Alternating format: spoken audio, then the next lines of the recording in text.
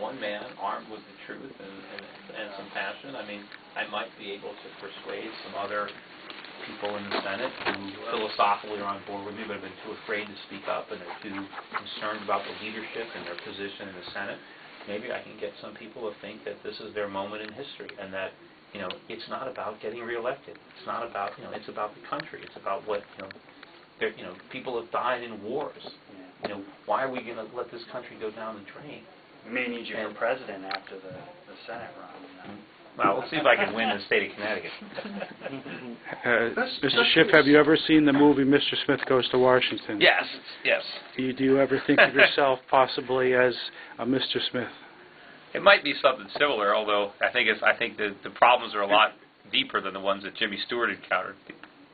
His were smaller. These are real serious issues. Thank you. Best case scenario, people start to pay attention to what you're saying, and there are a lot of business people that go along with what you're pushing out. You know, anybody that's in business knows we can't run our businesses the way the government's running their business, or our business for us, I should say. Best case scenario, how long does it actually take to affect a change once people start to realize? I think there's a lot of people realizing that we can't afford what we're doing right now. Well, you know, I don't know. I mean, it's never been done before, right? I mean, there was a beginning of that when Reagan first came in 1980. I mean, that's the closest thing to it, with Volcker coming in and really, you know, raised interest rates very high to get a handle on the dollar and to start taking the inflation out of the system that had been put there, and we really cut taxes. And so that, you know, 81, 82, you know, we went through a severe recession, but, you know, we did a lot of things right. Unfortunately, Congress proceeded to undo a lot because we never got the promised spending cuts, and we never abolished the departments that were supposed to be abolished. So, you know, we gave up the revolution. We had a chance for a moment there, and you know, we let it slip by. But maybe this time we can follow through. But I don't know how long it takes. But I think the problem is that the problems are much worse than they were in 1980. And so, you know, the recession that's going to have to accompany the right policy change is going to be even rougher for the country. But, you know, we can get through it. I mean, people have seen a lot worse. I mean, it's not like, you know, there are people who live through wars. I mean, it's not like anybody's bombing our cities. So, and a lot of the sacrifice I'm talking about is just people don't buy stuff. People don't buy new cars for a while. They don't buy new clothes. I mean, so what? We got plenty of stuff. We don't need to buy. We got, you know, we got more stuff than we need. So we can go for a while. We don't have to, you know, keep buying stuff. Now, yeah, it's going to be problematic for people who work at a car showroom or work at a wall. They're going to lose their jobs. But if we do the right things, they'll get better jobs, you know, and it's going to happen, you know. But people have to accept that things have to change because they can't stay the same, because the same is a disaster. Do you have any likely allies that you've spotted within the Senate so far? No, I don't know. I mean, the only one I know two congressmen. I know Ron Paul, and I know Alan Grayson. Alan's been a client of mine for 12 years. He's a Democrat. He's a smart guy, but I disagree with him on a lot of things. But I agree with him on a lot of things, particularly related to the Federal Reserve. Alan's account is all gold stocks, you know, just like so, you know. But he's a Democrat. But so I know him, and I think I can work with Alan in the House, and I like, you know, I know Ron, and he and I are philosophically very similar. But I don't know any of the senators. I mean, I don't know any of the senators personally, you know, and none of them seem to be standing out. I mean, maybe if I got a chance to meet some of them, which I would try to do. I mean, if I got into Washington, I would try to make friends with these guys. I'd try to go out to dinner with them and talk to them and say, look, you know, this is what I'm trying to do.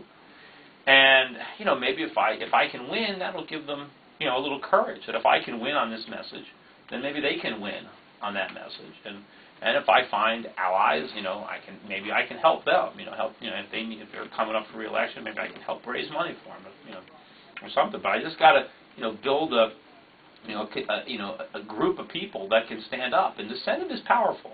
And a few senators with a filibuster, you know, you could do a lot of damage in the Senate. Yeah, and it does have to snowball to be effective.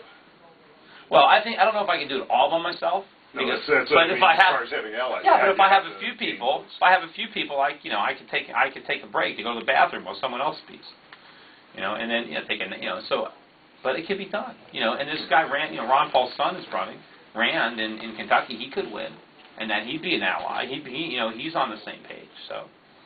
You know. Why do you think Ron Paul didn't gain more popularity? I think the main reason was the Republican Party marginalized him.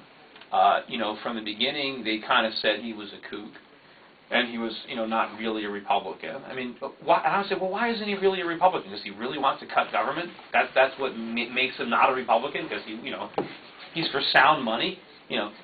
So to me, he was the only Republican running. Everybody else was a Democrat. That's why they didn't like him. They were all Democrats, and he was a Republican. So, but I think if the mainstream leadership of the party had, given him more, and I think if the media had taken him seriously, because of course the media ignored him. I mean, Fox marginalized him. I mean, and so people kind of felt, well, why support him? I mean, he's got no chance.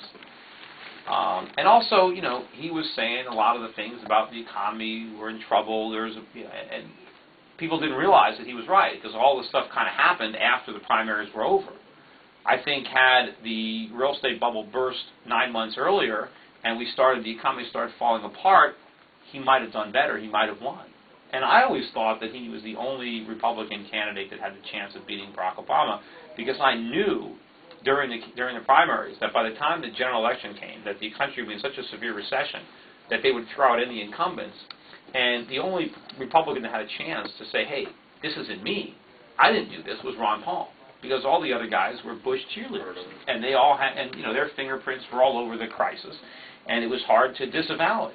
And so Barack Obama, we would have voted for anybody that wasn't a Republican, because the public was sick of the economy and they blamed it on Bush. We need somebody different. We need somebody who's actually going there for a purpose other than furthering his career.